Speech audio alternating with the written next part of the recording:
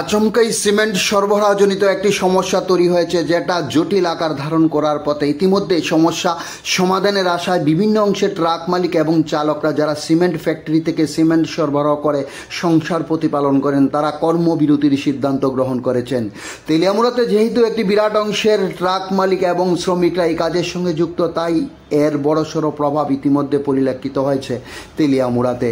মঙ্গলবার সকাল থেকে প্রতিবাদী কর্মসূচির অঙ্গ হিসাবে ট্রাক মালিকরা সমবেতভাবে কর্মবিরতির সিদ্ধান্ত গ্রহণ করেছেন। যদিও এই বিষয়টা তেলিয়ামুড়া থেকে শুরু হয়েছে, কিন্তু ইতিমধ্যে গোটা রাজ্য জুড়ে বিভিন্ন অংশে ট্রাক মালিক এবং শ্রমিকরা এর সমর্থন জানিয়েছেন।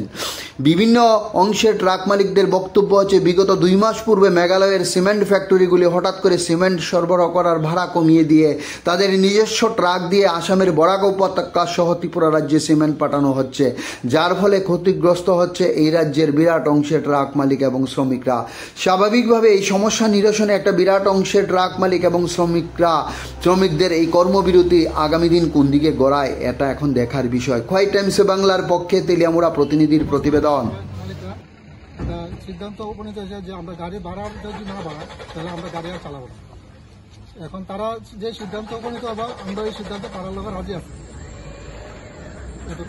কবে থেকে ভাড়াটা কমানো হয়েছে? ভাড়াটা আসার গত 2 মাস যাবত, এর আগে 6 মাস যাবত রাস্তার যে পরিস্থিতি মেঘালয়, এই গাড়ি এইখানে চলে আপনার গাড়ির সমস্ত মেনটেন্যান্স দিয়ে সেটা আমরা কিছুই থাকতো না।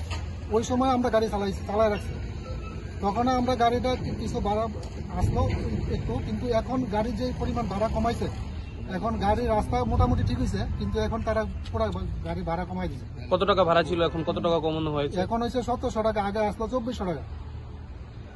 এখন সরকারি ন্যায্য মূল্য যদি আমরা ভাড়া যদি তারা সিমেন্ট ফ্যাক্টরি মালিকরা সাথে যদি সিমেন্টটা করে দেয়, তাহলে আমরা উপকার পাবো। আর বরাকবেলির যে মালিকরা আর মেঘালয়ের যে মালিকরা, তারা যে সিদ্ধান্ত করবো, আমরা এই সিদ্ধান্তে আমরা ত্রিপুরা মালিকরা রাজি আছি।